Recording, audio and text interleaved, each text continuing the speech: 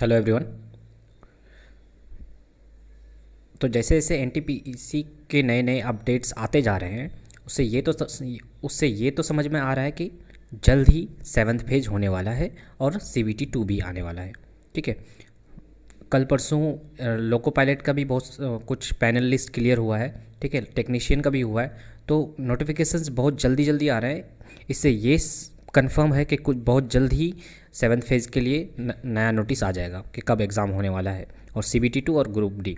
तो क्यों ना हम लोग अभी से प्रिपरेशन स्टार्ट कर दें ताकि उस टाइम कन्फ्यूजिंग ना हो। ठीक है, तो कुछ जीके और जीएस के इंपॉर्टेंट क्वेश्चन देखने वाले हैं हम लोग।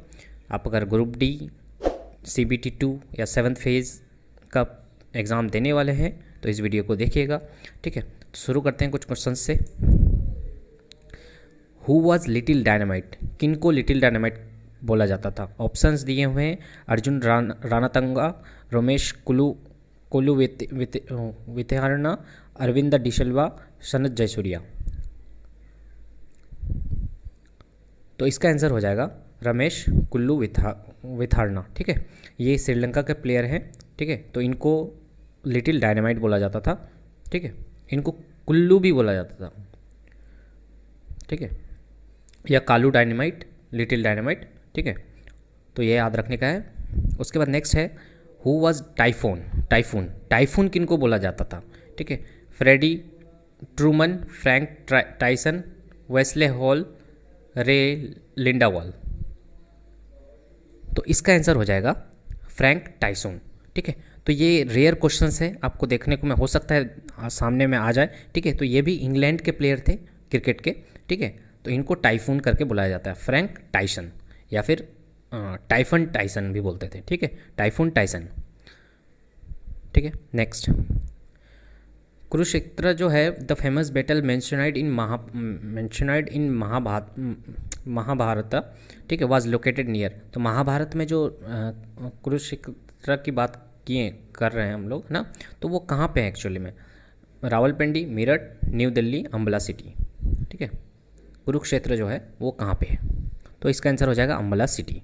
ठीक है, next which of the following countries does not have football as their national sport?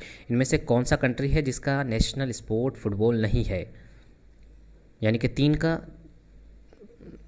National sport football होगा, तो जल्दी आंसर दीजिएगा आपको। तो ये हो जाएगा अर्जेंटीना का फुटबॉल नहीं है। ठीक है, तो अर्जेंटीना का है क्या नेशनल स्पोर्ट्स? ये है पाटो देख सकते हैं आप लोग, है ना। ये हॉर्स पे खेला जाता है वो, ये थोड़ा बहुत वॉलीबॉल के तरह तो नहीं है। ठीक है, तो इस स्पोर्ट का नाम है पैटो। ठीक है, बाकी देख लीजिए घना, हंगरी, मॉरिशियस, ये तीनों कंट्री का जो है नेशनल स्पोर्ट फुटबॉल है।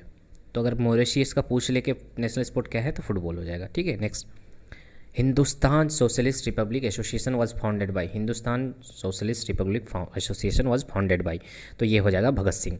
ठीक है, और 1928 में बनाया गया था। इनमें और भी लोग शामिल थे जैसे चंद्रशेखर आज़ाद, ठीक है, सुखदेव थापर, सचिंद्र नाथ सैनियाल। ठीक है,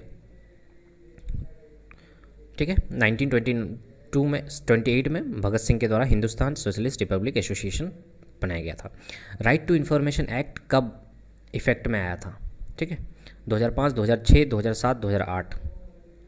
तो इसका आंसर हो जाएगा 2005 में right to information act effect में असर में आया था। ठीक है, इनमें से कौन से हैं जिनको भारत रत्न अवार्ड नहीं मिला है? Not recipient of Bharat Ratna award: भीमन जोशी, MS शुभलक्ष्मी, AR रहमान, लता मंगेशकर। ठीक है, तो इसका आंसर हो जाएगा AR रहमान। AR रहमान को अब तक भारत रत्न नहीं मिला है। भारत रत्न जो अब तक पाए हैं वो 48 लोग भारत रत्न पाए हैं। ठीक है, तो मैं लिंक डिस्क्रिप्शन में दे दूंगा, आपको याद नहीं करना है कि किन किन को भारत रत्न मिला है, सिर्फ 2-3 बार पढ़ना है और वो अपने मन में बैठ जाएगा कि किनको अगर ऑप्शंस देखेंगे तो आपको समझ में आ जाएगा कि इनको मिला है या नहीं मिला है। ठीक है, तो भीमसेन जोशी को भी मिला है, शुभ लक्ष्मी को भी मिला है, लता मंगेशकर जी को भी मिली है, ठीक है, मिला है। तो सबको मिला है, AR रहमान जी को नहीं मिला है, ठीक है। तो अब मैं लिंक डिस्क्रिप्शन में दे दूंगा, आप उसको 2-3 बार पढ़िए, ठीक है। 48 लोगों का नाम याद करना आसान नहीं है, इसलिए याद भी नहीं करना है, आपको सिर्फ देखना है 2-3 बार। नेक्स्ट, ह्यूमन नेल्स जो में होता है वो किस चीज़ का बना होता है? Elastin, albumin, keratin, pigment. तो ये होता है कैराटिन का बना हुआ, ठीक है। Next, where is located central soil salinity research institute in India? तो central soil salinity research institute India में कहाँ लोकेटेड? लखनऊ, जयपुर, पटना, हरियाणा, ठीक है। तो ये रेयर क्वेश्चंस में है, ठीक है, ये भूलने के चांसेस प्रोबेबिलिटी ज़्यादा है। इसका आंसर हो जाएगा हरियाणा। कि सॉइल सैलिनिटी की बात कर रहे हैं तो हम लोग गुजरात पहुंच सकते हैं, ठीक है, आंसर में, बट यहाँ आंसर क्या होगा? हरियाणा, ठीक है। Next, who has been appointed as the new chairman and CEO of railway board? Railway board के नए चेयरमैन और CEO कौन बनाए गए हैं, अपॉइंट किए गए हैं? ये हो जाएंगे, आप दीजिए पहले आंसर वीडियो को पॉज करके। इसका आंसर हो जाएगा सुनीत शर्मा, ठीक है, Sunit Sharma. Although union list, state list and concurrent list cover the entire legislative business, yet there may an items not mentioned anywhere who will legislate on that item। देखिए, हमारे पास 3 list है, union list, state list, concurrent list, ठीक है। अगर in list में भी इनका नाम मेंशन नहीं है कुछ चीज़ों का, ठीक है, तो इनको कौन हैंडल करेगा?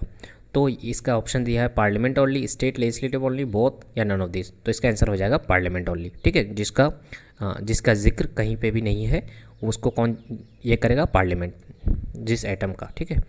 तो यूनियन लिस्ट को कौन हैंडल करता है? पार्लियामेंट हैंडल करता है, ठीक है। ये 90, इसमें 97 एटम्स है।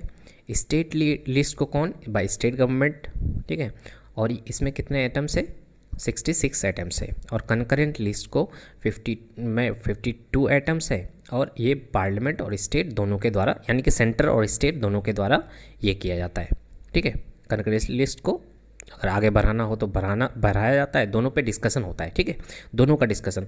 लेकिन अगर स्टेट लिस्ट की बात करें तो स्टेट लिस्ट पे सिर्फ स्टेट का ही अधिकार है, ठीक है।